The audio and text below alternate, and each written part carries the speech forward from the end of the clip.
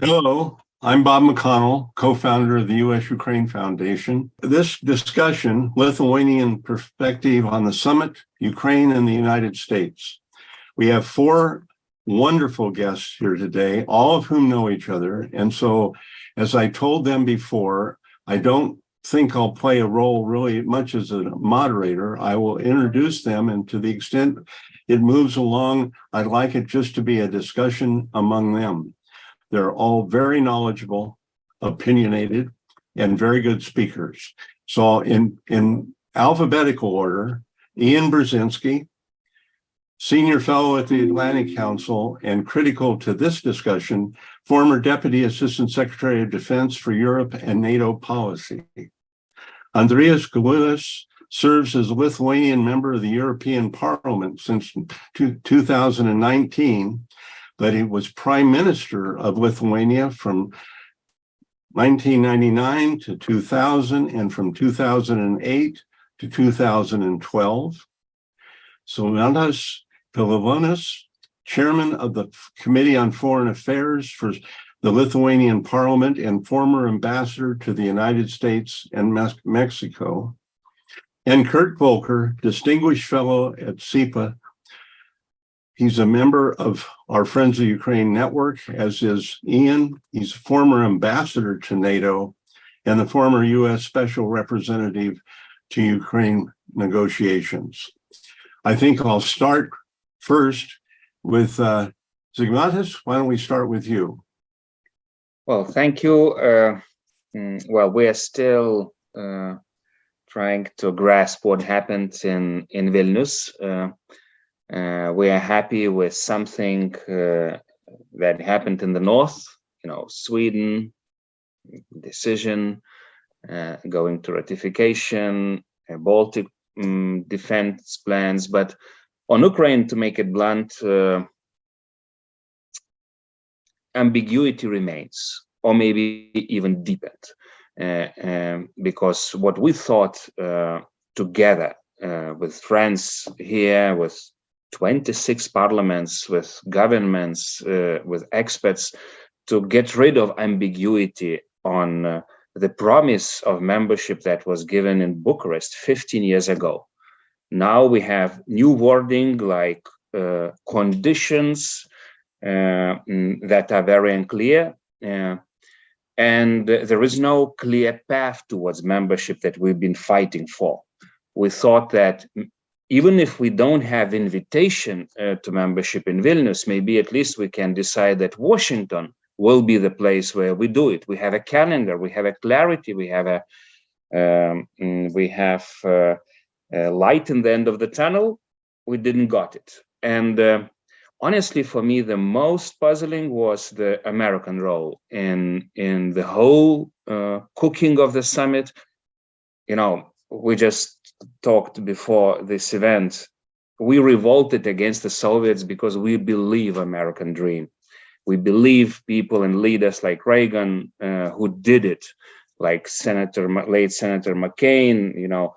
We believe America. My father was listening to American radio when I was asleep. He was disturbing my sleep, but he believed in that. We revolted. Andrius Kubilius was one of the leaders of that revolt. I was following those steps. And until Bucharest NATO summit, where we failed to do it, I still remember President Bush leading the fight.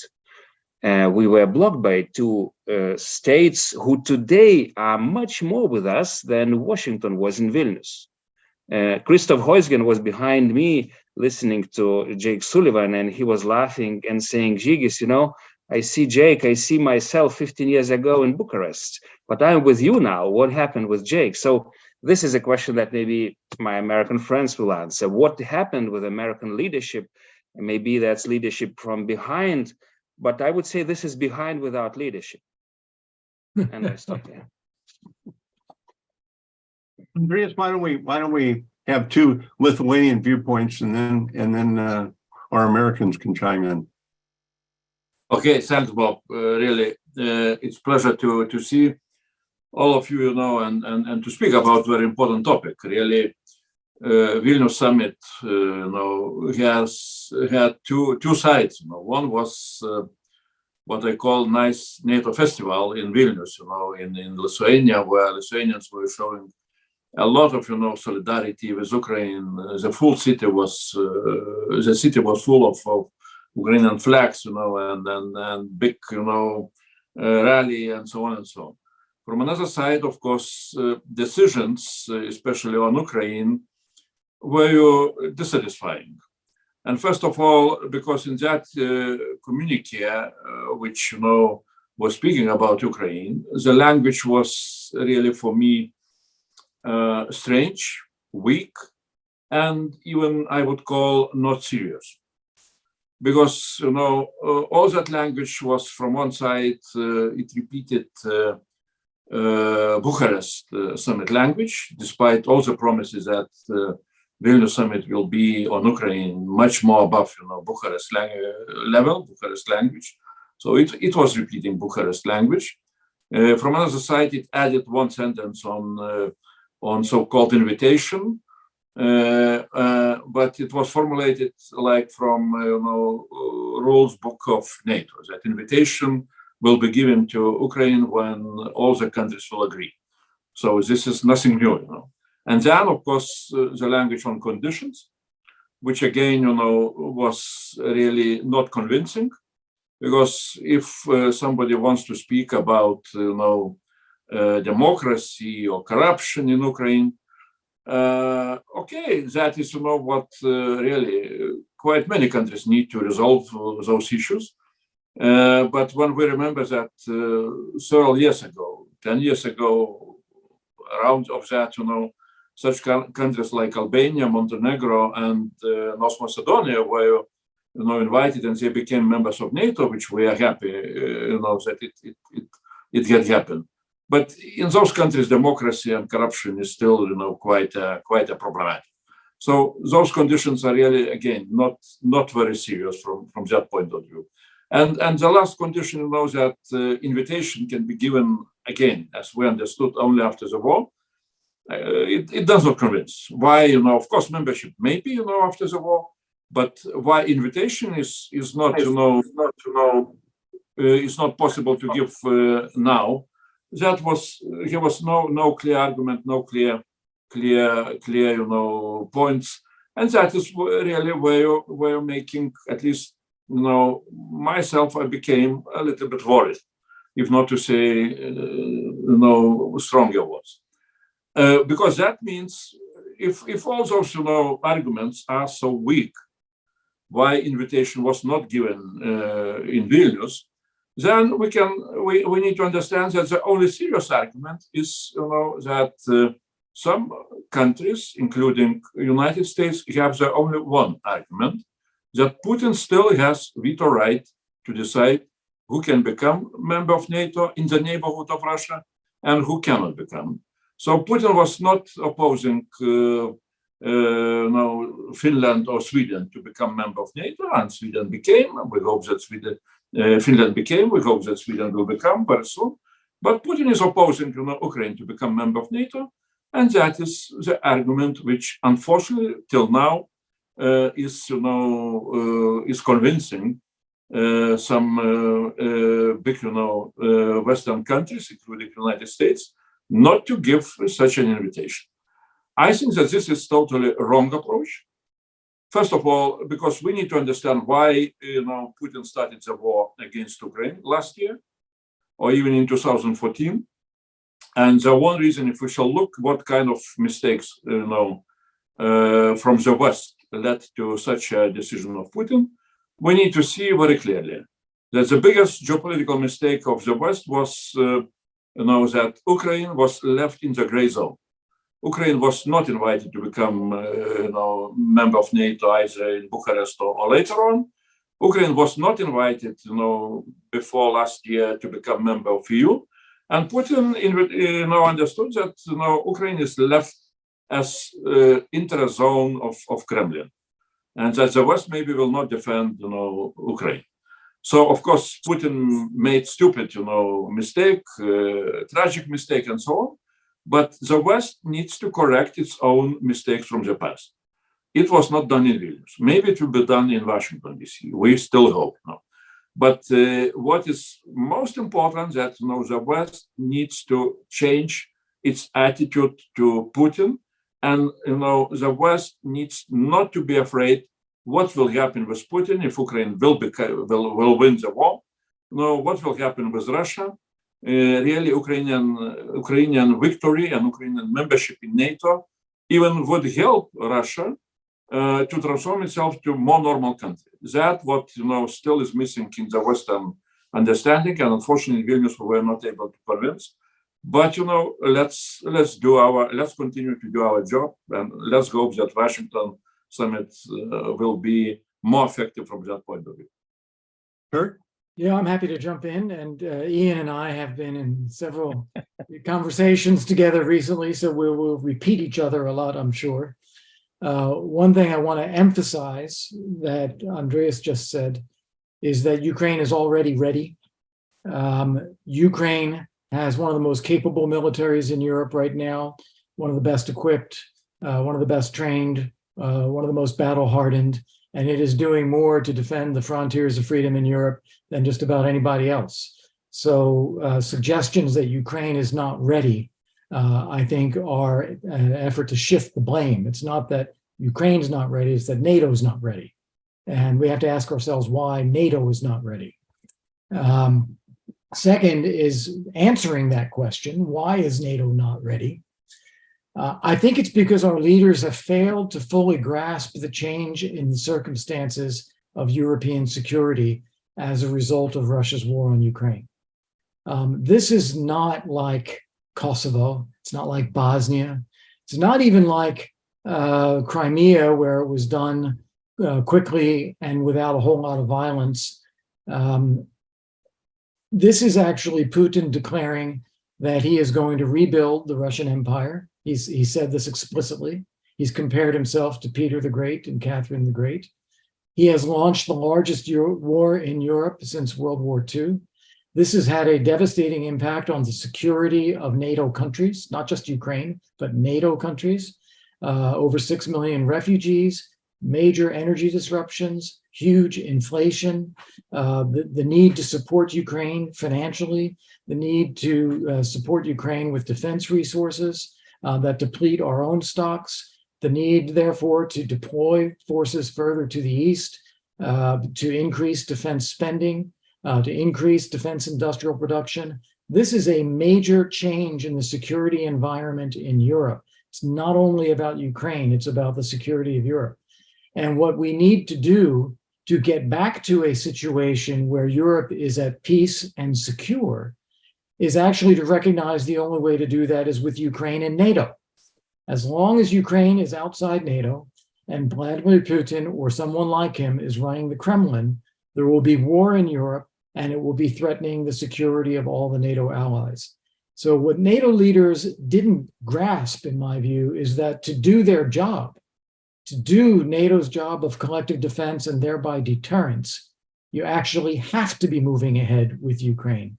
And they failed to do so. And I think that is now the challenge that we face for the Washington summit next year and for the period between now and then. We have to continue to do everything possible to make sure Ukraine wins and as quickly as possible, and take the steps to bring Ukraine into the alliance as quickly as possible so that Putin is not tempted to think that he can win this war or that he can continue it or do it again. Ian, Kurt said you were just going to repeat what he had to say, but I bet you have a few other thoughts. I'm inclined to keep my life simple and say, yeah, what he said. But let me build on the points. First, I'm not as pessimistic as some about the outcome of this summit. It might not have been an historic summit for some of the reasons that were already raised, but it was a solid summit and a successful summit for the alliance and fundamentally for Ukraine too. Look, bringing Sweden in strengthens the alliance. It underscores the process of enlargement can continue. That's important. The alliance announced new plans new capability requirements, commitments to resource those plans. It reflected the alliance has become more serious over the last several years about its defense and deterrence requirements. That's good for NATO. That's good for transatlantic security. That's good for Ukraine.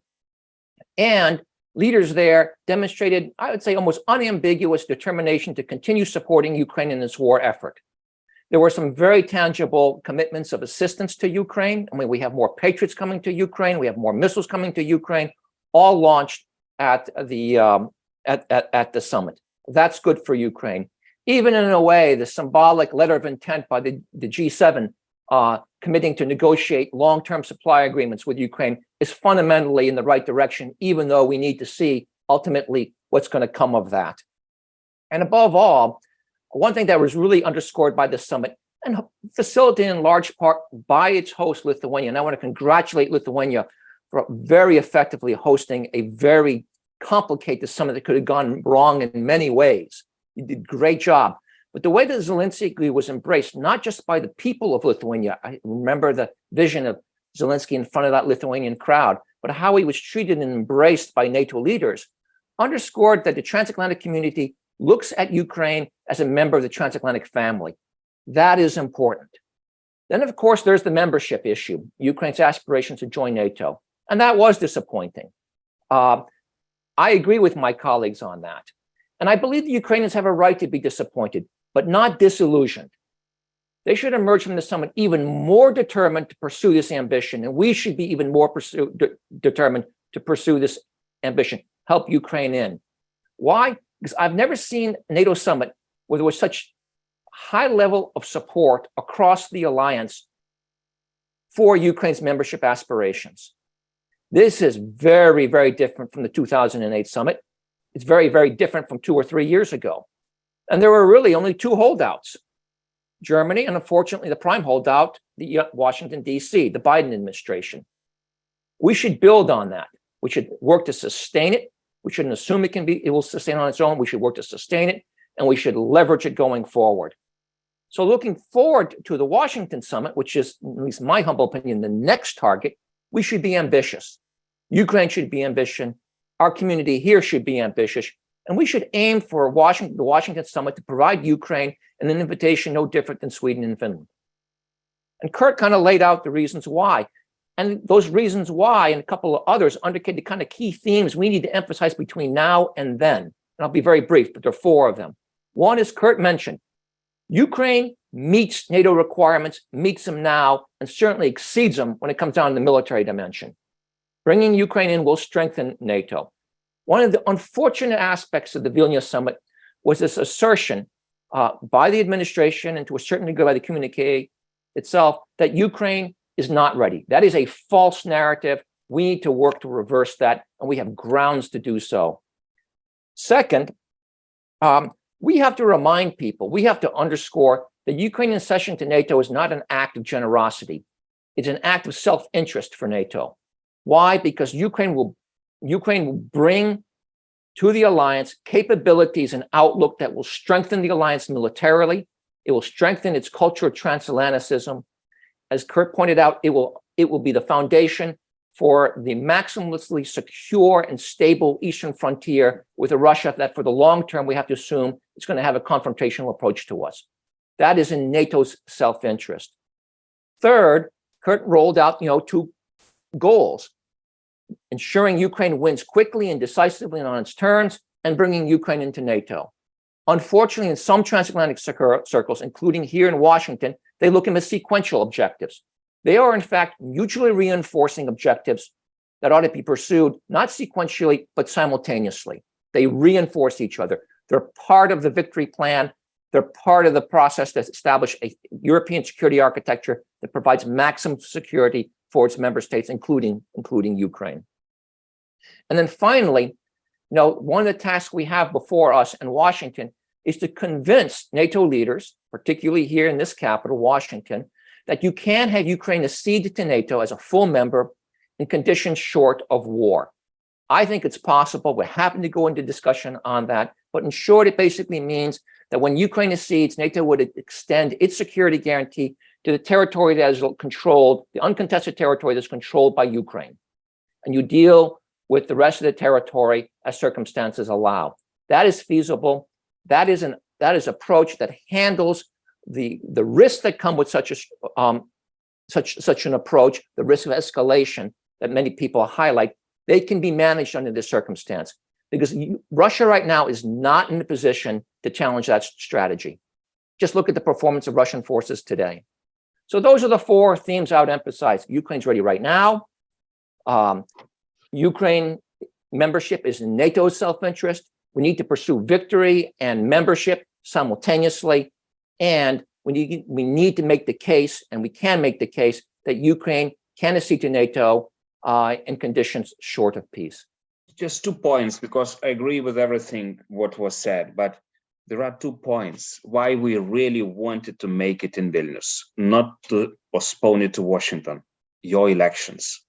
In Vilnius, it was like still a safe ground. You know, when Washington NATO summit is so close to Democratic Convention in July, you know, this is something where you as citizens have to lead. I am so happy that I hear that, you know, some kind of committees formed that will lobby it, because it's really up to you now. We cannot enter your political campaign. We have to stay bipartisan. Of course, we will speak with everyone, but this is for American nation to lead. If you could make it, like launch campaign, you know, Ukraine NATO 33 with hashtag as we had, you know, behind Zelensky, would be great. But also I wanted to speak about great difference. Andrius is a leader of this United for Ukraine parliamentary platform. We worked very, very much with Andrius to have a crucial decision last year in Europe to have a candidate status for Ukraine, that this year should lead to the start of accession talks with Ukraine and Moldova. So we Europeans are united on that. But this is illusion to think that we can do EU enlargement without NATO enlargement. This was never done in our history. Central Europeans first joined NATO and then later EU. We joined it together. If you think that you can arrange a house with wonderful books and, you know, kitchens and everything without securing it from, you know, barbaric assaults that simply happens in the areas we live, this is illusion. So that's why I think what we have to do with Andrius and courageous European leaders, with French, Germans, Italians, you know, who are with us, go to Washington after all those decisions done in Europe and speak and look to the eyes of those Americans and say, guys, if you speak unity for democracy, if you want democracy to prevail, don't use terms about enlargement provokes wars. Look to European history. We united, we integrated from Schuman period, actually with American leadership, with, you know, great generals. We united, we enlarged to Central and Baltic states. Do you see tanks in the Baltics? No. Enlargement, consolidated peace in the Baltics, in Central Europe, despite all the lies and propaganda of Russians that, oh, Lithuanian accession will lead to nuclear war because Kaliningrad will be detached. How many lies we heard like this? So why Biden administration is using some kind of terminologies and links between enlargement and wars that is actually invented by Kremlin from 2007 in Munich. This is what Putin always repeats. Why do we repeat the narratives of Russians, but not, you know, we look to the European history of, I don't know, 70 years, because enlargement brings peace, not wars in Europe. This is the fundamental difference that I noticed in Biden administration wording in Vilnius. I don't know why. I'll try and maybe quickly respond. I mean, I kind of differ a little bit with you in the following. This one is that, you know, while there has been a change in the Biden administration's rhetoric, it's not entirely one that shows that we're losing this charge, so to speak. What I've noticed in the Biden administration's rhetoric, they are not emphasizing as much as before escalation risks. They're emphasizing more readiness of Ukraine, or alleged lack of readiness. And to me, that shows that their escalation fears aren't gaining as much traction as they did before across the alliance. And that's very, very important. And that makes me a little bit more optimistic that if people like yourself, like your governments, continue advocating for the Ukrainians as aggressively and as energetically as you have, we can continue to push the Biden administration in the right way. Readiness is an easy one to use because unfortunately, Ukraine is misperceived by a large part of our polities and these descriptions of corruption and such, which, by the way, are problematic across Western Europe, and we're not immune from corruption problems here in the United States. Those arguments, unfortunately, are quick wins. That's why it's so important to emphasize Ukraine is ready now. Second, I know you're saying it's quote unquote America's responsibility, but I would urge you to continue the fantastic efforts you've undertaken highlighting the readiness across Europe to bring Ukraine in. That letter that you generated of 20 parliamentarians, and it's a hero's work that you got so many Central European parliamentary leaders to sign on to that letter. What was, all due respect, what was particularly notable were the West European parliamentary leaders you got on there. If I remember correctly, UK, Germany, France, Italy, and I'm sure I'm missing a few more. But countries that have traditionally been seen and were very hesitant to embrace Ukraine's transatlantic aspirations. Here you've got parliamentary leaders from the same ruling parties in their governments endorsing this. That has resonance. So we have to keep it up. We have to keep our efforts up here in Washington in the United States, but also in Europe. And could I add to Ian's point there? One of the reasons why that is so important is, one, it underscores that the U.S. position of holding back is somewhat isolated. It's not the mainstream of NATO. It's kind of isolated. And secondly, it is preemptively telling the right of the political spectrum in the United States that Europe is prepared to bear its share of the burden. Burden sharing remains a very big deal here. And for Europe to be coming forward, say, we understand that this is a big ask of you, but we are prepared to do our part. That's a very important message.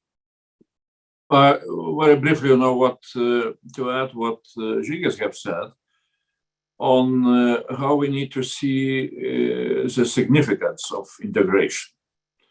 And I would add additional argument, starting from remembering very strong words of another Brzezinski, Zbigniew Brzezinski, that Russia, which is able to control Ukraine, always will stay an empire. But Russia, which is losing possibility to control Ukraine, will have a chance to become a democracy.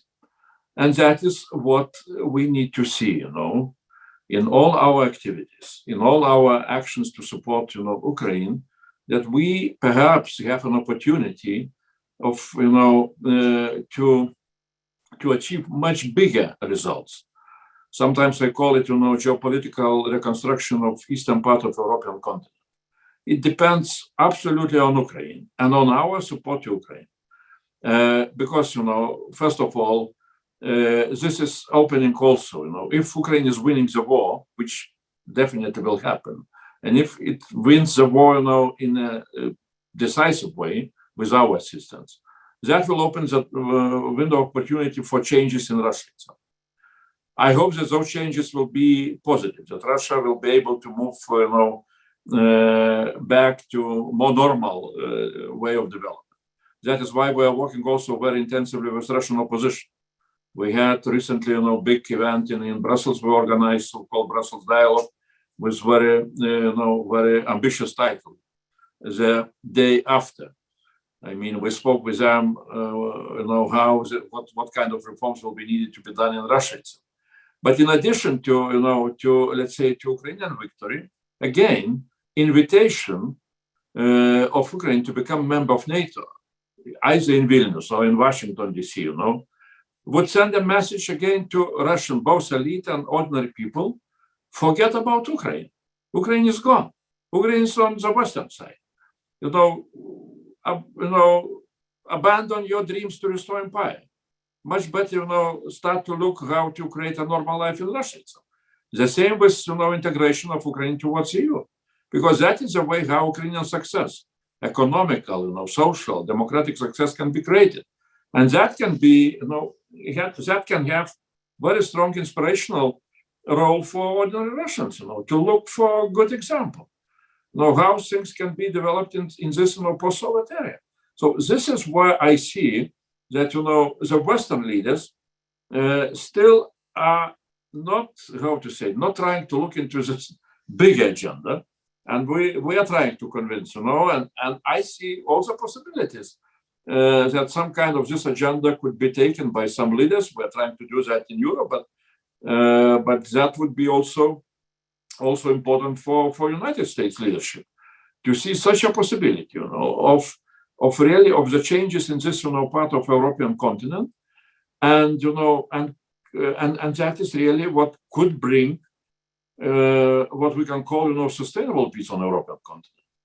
Because if Russia is coming to more normal way of development, that means that of course it will be totally different security environment.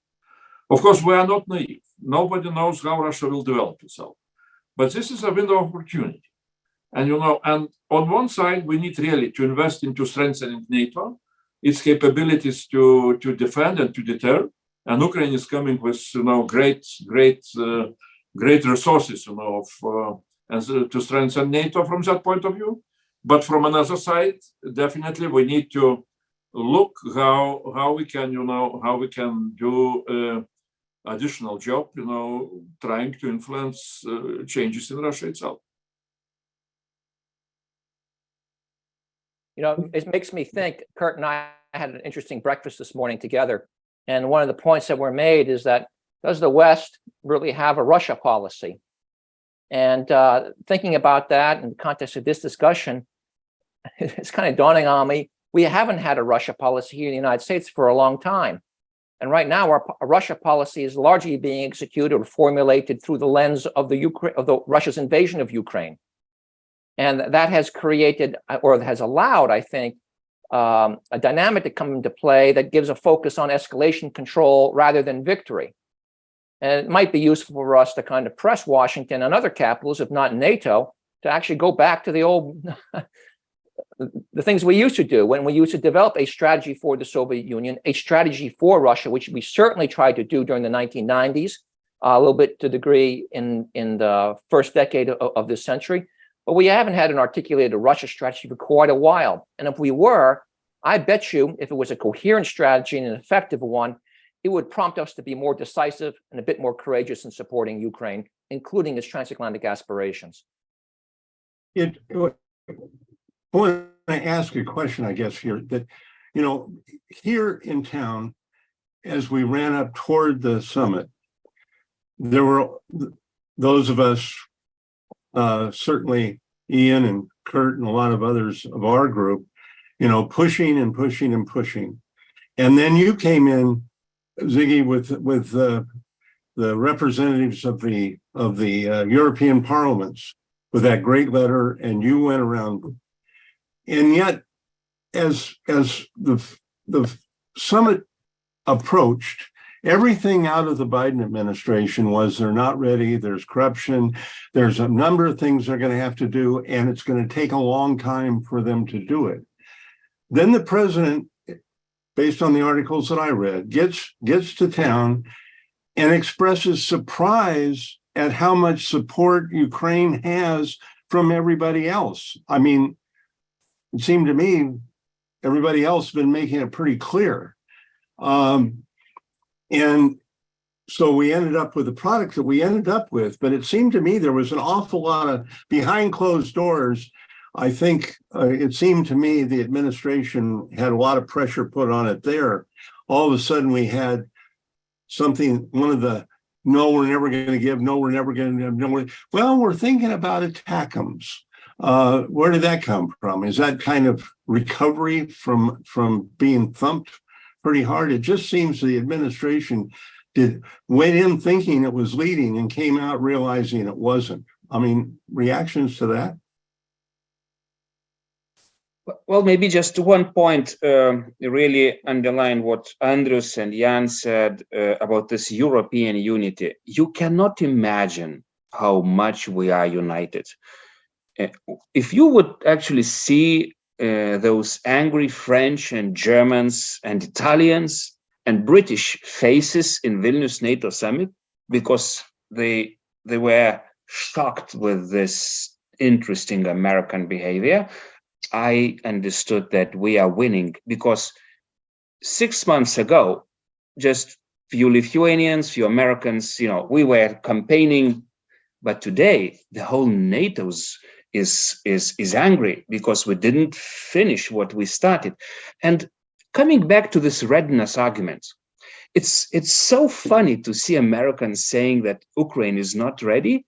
If European Commission, the most detailed body of bureaucrats, assessed Ukraine ready for membership, giving its candidate status, and if identified 8 problematic areas, going nitty-gritties to all those areas and hoping that in October, European Commission, the German leadership and all those commissioners, like, the best doctors, the best experts in the world on every centimeter of Ukrainian body and soul, they say they are ready to enter the European Union. How can Americans say that something is wrong with Ukraine?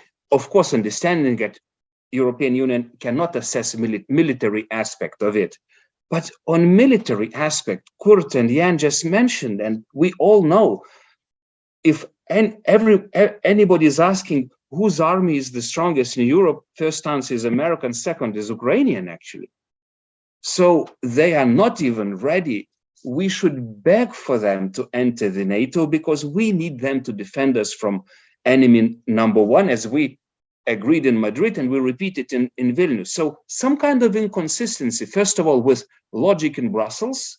So do you trust European bureaucracy who is saying with all the capitals that Ukraine is ready for EU accession? So why it is not compatible with NATO? And then, how to make it compatible with NATO thinking that Russia is enemy number one, and we are not inviting Ukrainians to fight together, to stop that enemy from our gates, not even talking about the effect of this, weakness that would produce not only to Moscow, but in Beijing. What about strategic interest of America? Interesting that on the second day of NATO, Beijing moved military ships and airplanes to very sensitive areas in Indo-Pacific. I think that was reflection that they see the weakness.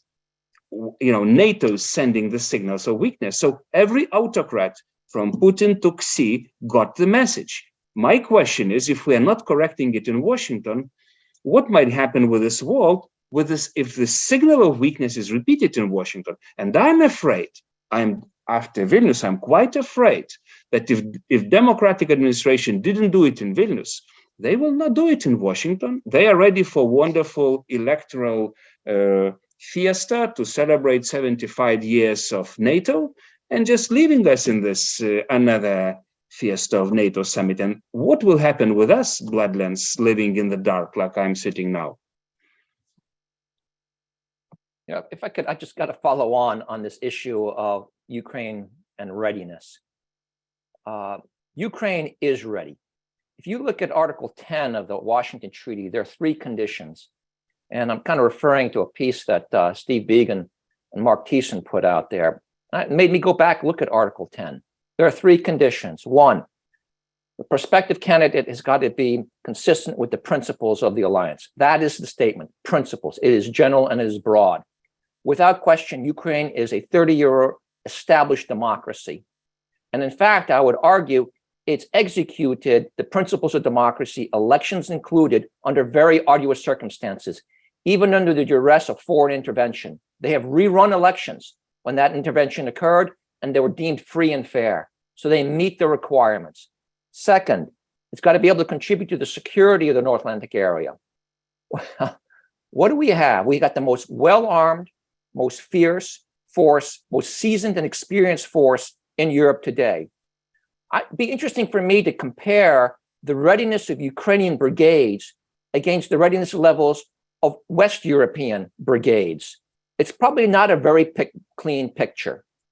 And these points about interoperability, there is no force in Europe today that's more interoperable than that of the Ukrainians because of the total mix of equipment that they're managing and managing with great effect.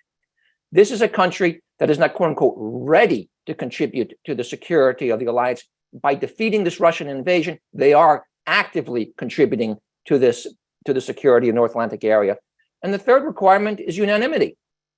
And again, I would point out the good news at the Vilnius summit is that we're pretty close to unanimity. We've got one or two hardheads, one or two countries that we've got to convince, including here in Washington. It's doable. If to continue a little bit on that, I think that Kurt made very good statement that the point is that not Ukraine is not ready, but NATO is not ready. So, or at least two countries were still not ready. So, and that is what I was trying to say. That for me, really very much worried. This, not a serious language in that paragraph on Ukraine. I mean, repetition almost of Bucharest language with addition of the sentence that candidate invitation will come when everybody will agree, and then something about condition is not really very serious. And then, definitely the question is, so what is the reason why at least those two countries are not ready? If those arguments are not serious, so the seriousness perhaps is in different, topic, that those countries still are in some way sensitive to what's, what can happen, what will be the reaction of Putin, escalation, or let's say that, really that's a victory of Ukraine and invitation of Ukraine towards NATO can bring in some way really uncontrolled collapse of Kremlin regime. And that is what I see, that this fear in some big capitals really is an obstacle for those capitals to move forward. Both with real supply of the weapons which are needed for Ukrainian immediate victory, and also with a much more clear language on Ukrainian of invitation of Ukraine towards NATO. I think this is really. I saw several. Here were very good arguments even by Russian opposition. By Khodorkovsky and Kasparov earlier in the year. That the West should not be afraid of Ukrainian victory, because of course I can understand that somebody can think that, okay, Ukrainian is winning, Kremlin regime is collapsing, then Prigozhin or somebody like Prigozhin is coming to power, the nuclear arms are not controlled, and so on and so on. And that is why in some Western capitals maybe there is this fear of uncontrolled consequences of Ukrainian victory. But I see really much bigger possibility, and that is what Jan have said. I think that really what is missing in the West is missing of much more clear strategy towards future of Russia, in connection with our support to Ukraine, in connection with our support not only in military field of Ukraine but also in Ukraine integration and so on. We need to see what will be an impact on Russia, on the future of Russia, and I'm much more optimistic about future of Russia if the West will be courageous enough to move forward. And to move forward again, I will remind this, very famous Zbigniew Brzezinski formula that Russia, which is losing, control of Ukraine, can become a democracy. Let's use this opportunity. Let's not be afraid of such a, possibility. Can I just make a little historic remark? Because sometimes we smile as Lithuanians. We remember the West 30 years ago. We remember when I was still 20 years old, but Andrius was already leading that revolution. You don't even imagine how many statements from the West, don't do it, we got them. The West was afraid of the change. The West was so much afraid of collapse of Soviet Union. We were receiving official letters from German and French leaders. Please stay with Gorbachev. He's so nice. He's the best. He's so nice with them, maybe not with us. And we said no. And then we had courageous leaders, courageous presidents who did it. We are the most successful result of American foreign and security policy. It was your strategy. You had some end game strategies. You saw the victory in us, but it was difficult to convince the West not to be afraid of the change. So this is exactly the situation. And for me, who listened so carefully, I was more or less crying when I was listening to inauguration speech of Biden. Oh my God, democracy winning. Now you have it falling to your hands. You have Europeans united. So take the victory, become the monument of American leadership, and you are afraid to win. So with whom you are standing finally? Are you helping autocracy to survive? And you have another year for them to kill our brothers and sisters every night, every day. Innocent kids and victims. Something is wrong with this incompatibility of the policy there. Jigis, perhaps we don't need to convince Jan and Kurt on the same topics. The question is really maybe more practical. Really, what we can do all together, before next year Washington summit, before elections in United States, how to bring this really very crucial topic. Ukraine, and behind of Ukraine, much bigger agenda of what I call geopolitical reconstruction of eastern part of European continent, including Belarus, including Russia itself. It will take time. It will not happen, immediately. But we need to see this opportunity. History. I'm sometimes saying very simple. That our generation. Žygis is explaining still that he is much younger than I. But nevertheless, our generation witnessed, when Berlin Wall collapsed. We were part of that. We were doing our job. Back in Soviet Union with Saudis and so on and so on. My feeling is that we are coming to some kind of similar, historically significant moment. What I call, that Kremlin wall will start to collapse. Maybe not those, walls of architecture, but the walls of autocracy, of kleptocracy, of aggressive regime, and that can become a major change, and really with a significance of the same level as Berlin Wall collapse. So let's unite our forces. Let's have such a vision, such a dream, whatever how to call it, but it demands from us, to wake up and really, to see this broader strategy, which very much is related towards Ukraine. With Ukrainian victory, Ukrainian membership in NATO, Ukrainian membership in EU, and that can, during the next decade, it can change, totally the whole landscape on the European continent. Russia is, of course, I understand that people do not believe that Russia can become a democracy. Quite many people who do not believe. I was writing articles, trying to show arguments that this is a wrong approach. And in addition to that, that I believe that Russia can become a democracy. I see really that this disbelief in possibility of Russia to become a democracy is a long-term victory of Putin. Because all the time he was trying to convince the West, forget about democracy in Russia. We are wild Eastern nation with nuclear, arms in our hands. We are, sometimes almost, not rational and almost mad. And if you will, make us nervous about democracy in Russia, we can use, whatever. We can use Novichok. And in the West, in some Western capitals, it was accepted. That Russia is not able to become a democracy, then we need to adapt to Russia as it is. We need to adapt to Putin. We need to keep dialogue with Putin, and we need not to provoke him with, our agenda on Ukrainian integration towards EU and NATO, because Putin is Putin. So this is a wrong approach. This is, this is a victory of Putin, strategy, and we need to have our strategy, and to change this attitude towards Russia, towards Putin, towards Ukraine, and so on and so on.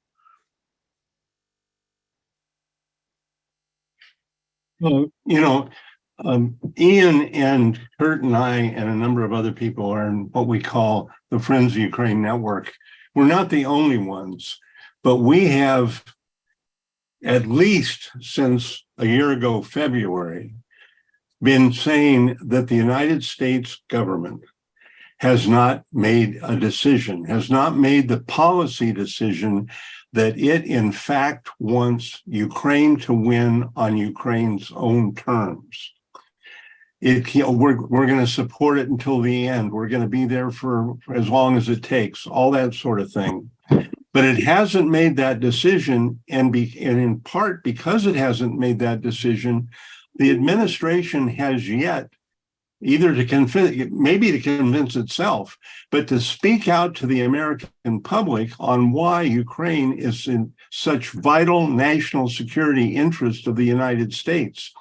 And it seems to me that if that decision was made, and that announcement and petitioning for the public to understand, all this other stuff would come with it. The ATACMS would come, F-16s would come, NATO would come. But that decision is what is absolutely critical, that the administration, the West Wing, believe Ukraine's victory on Ukraine's terms are in our and NATO's very best security interest. That's what we've been pushing for, trying. I just have one proposal, if possible, because I know that our it's coming to the end of the dialogue. Jan, Kurt, you cannot imagine how much weight and power your arguments have in Europe, including. I remember how first articles, Dan Fried, Jan, Kurt, your interviews, and your recent interview in Lithuanian media, it shapes us. For example, if you could help us now to formulate those arguments, why do you think Ukraine is ready? Because we want to scream and shout as, people living in this era. We feel it with all our, genes that it was wrong to call it's not ready, actually, for 15 years or decades, you can say, hundreds of years. Ukrainians were part of Europe that was, hijacked by Russia, as we all actually. So if you could start formulating the arguments that would fly not only in Europe, but also in your own nation, because, every Lithuanian would repeat what me and Andrew says right now to you, but not every American.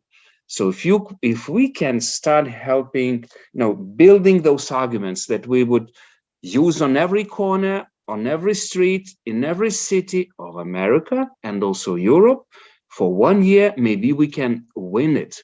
But it shouldn't be Lithuanian-Ukrainian fight, it should be your fight, because if we don't do it right, I think something might happen. Maybe I'm too conservative, but, I remember what happened after Bucharest. We were drinking champagne, some countries, they were very sad, and it happened, and it's still happening. The earthquake of Bucharest is still going on in our region. It needs to be stopped, because I think the new earthquake will start in Indo-Pacific if we don't stop that weakness that we still express in our summits. Well, as far as writing arguments, don't cringe. Ian's always good. He comes up and then he says, there's 4 points, 1, 2, 3. He's good at that. We can work on getting these things down. And I will enter one other thing. A number of Friends of Ukraine Network go to the Hill and talk about our recommendations while we're pushing. A couple of things we heard this last week is that delegations, whether it's from Ukraine or Lithuania or anywhere in Europe, come to Capitol Hill to talk about Ukraine. And 2 members of Congress said they don't need to come see us. We know. We need to have some kind of a structure, some kind of a way that this can be done effectively. When the Europeans come, go to Sioux Falls, go to Iowa, go to Boise, Idaho. Take that message to the American people. We need to get the American people. And as you said, Ziggy, on a broadcast, I guess a week ago or so on, there are a lot of Lithuanian Americans. There's a lot of Ukrainian Americans. There's a lot of Polish Americans. It might be helpful to have them hear from people coming from those countries, how important it is to their security. I wasn't planning on talking much. Bob, I'll throw one thing back to you. I mean, you represent a very important constituency in some key decision states in the United States. I'm thinking about the 2024 elections. I wonder if it'd be useful for Ukrainian American communities to start rating candidates on their position on Ukraine, support to Ukraine, and membership aspirations of Ukraine. There are several conversations going on about being more active. The fact of the matter is, I really think, in the Ukrainian American community, candidates used to go and speak at Ukrainian American rallies and Polish American rallies and so forth before the breakup of the Soviet Union. Since then, that has not been seen as a really powerful voting bloc, but they're there. And there are meetings. There already been a few. There's a couple more I know of next week, trying to figure out a strategy to make this come together and make those voters become something that the candidates have to pay attention to. It's really important. I'll just point out that in 2016, the Hillary Clinton campaign basically ignored the Central European American community. And President Trump actually actively outreached them. I can say that for the Polish American community, meeting with their leadership at least once in Chicago and bringing them aboard their plane once down in Florida. It was I don't want to say they were a decisive community, but it was a mistake that probably haunts Hillary Clinton today. And the Biden administration, I think, made a much more effective outreach in this last presidential election than, surprisingly, the Trump team did. So one idea, please, help us arrange those meetings in the States. We cannot, of course, participate in electoral campaigns, but we will arrange many great European leaders like Andrius to come to any place you want. But my request is another. You remember, Jan, how we convinced American senators and congressmen to vote for Lithuanian membership? Every month, we had congressional cordels to Lithuania to check that we are not so bad, we are not so Soviet, we are actually the same, we are Americans of the East. Actually, we build America together with you from 18th century. I have my general standing in front of White House. One of the monuments is mine, while we still discuss it, Polish, okay, Kościuszko, I mean. But what's the problem with congressional delegation to Ukraine? For some reason, State Department is not advising them to come. Really, with Andrius, how many trips we made? I'm now arranging 9th trip with Italians, Irish, British, Germans, French. We go. We are not afraid to go. We remember late Senator McCain, who was there together with Senator Dubin, more or less also every month. Please help us bring your congressmen at least each month to Ukraine, because when they go to Ukraine and see it, you don't need any arguments. If you see those Second World War level atrocities, you just see their body language and they change in 2-3 minutes. That's all what's needed. Bring your congressmen, all the congressmen, to Kyiv every month. Please, staffers, bring them, because State Department is not helping us there. Your embassy is not providing it, maybe just for few delegates only. Sorry to be so blunt. And I would add to Ziggy's, our experience on the first day when the war started last year, I called, to start initiative what now we have, as United for Ukraine, which is a global network of parliamentarians, but mainly, of course, EU member states parliamentarians, both from European Parliament, from national parliaments like Žygis, like others. Žygis is very good in bringing them, to Kiev. We are going with them, to Berlin, to Paris, to Rome, and so on. And this network really is working quite effective. We're doing quite a lot of different webinars. And mainly what we see that, at least on the European continent, in national elections, Ukraine issue is still very important. And politicians are, how to say, they don't want to be seen as those who are against, support for Ukraine and so on and so on, because majority of the voters are in favor of supporting Ukraine. Why? I'm simply we have several members of U.S. Congress, but agendas usually are not so, how to say, it's difficult to combine, because of time difference and so on.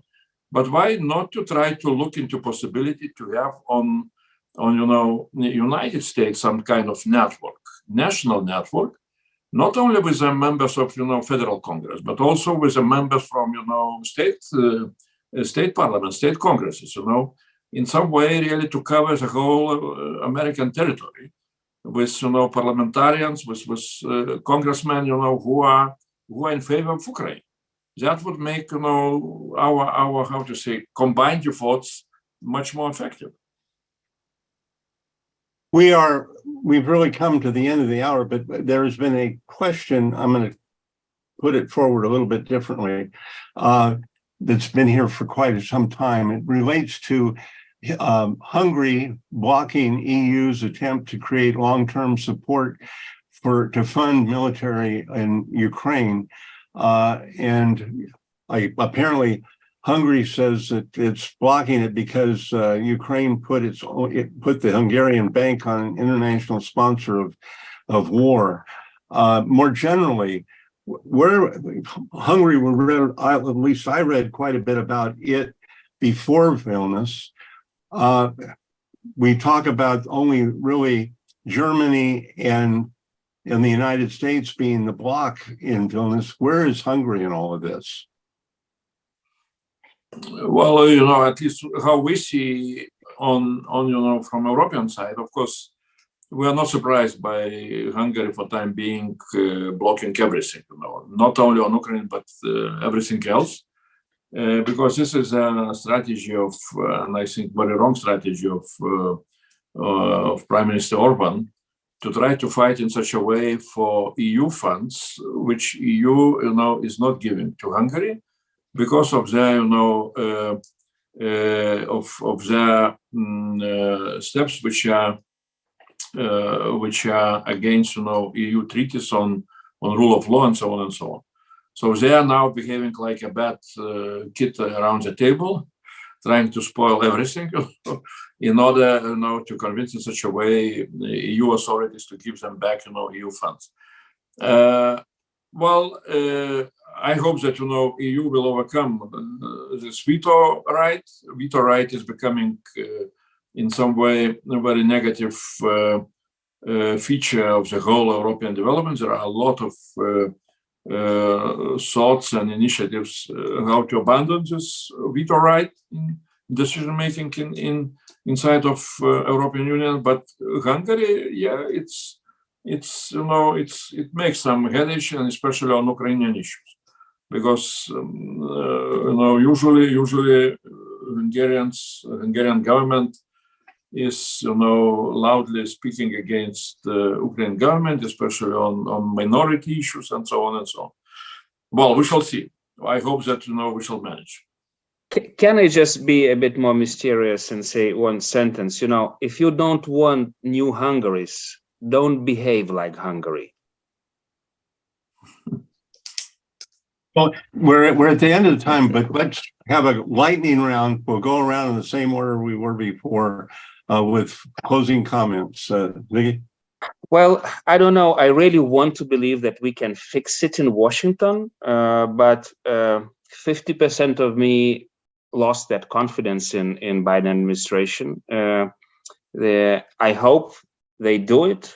If not, we will pay the price. We will pay the price that Ukrainians are paying today. And Americans will wake up with new Pearl Harbor, without listening to us for I don't know how many years already.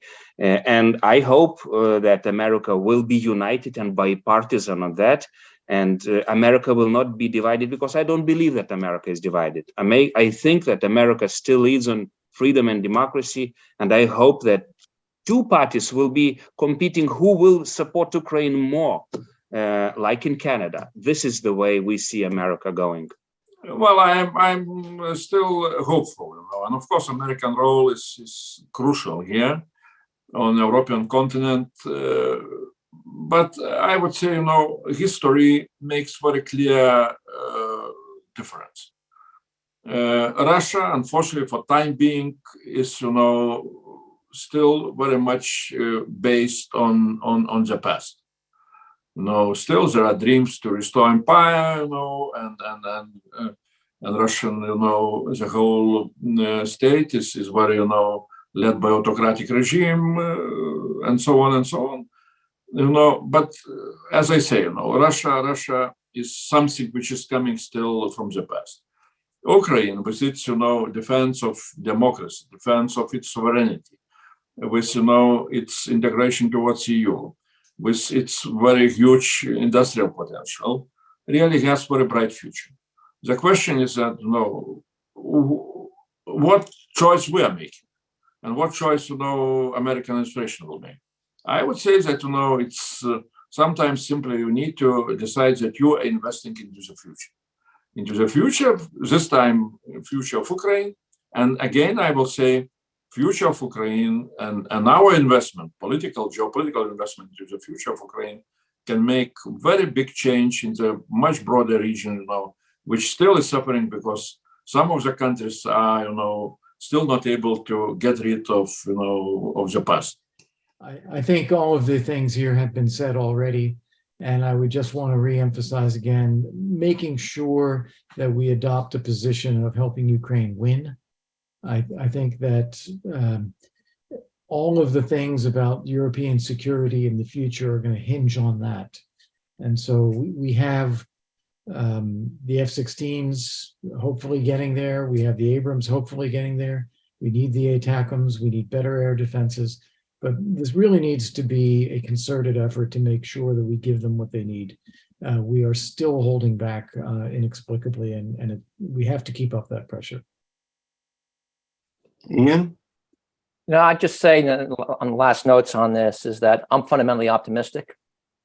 We never made as much progress in the 30 years I've been advocating for Ukrainian membership, getting close to that invitation.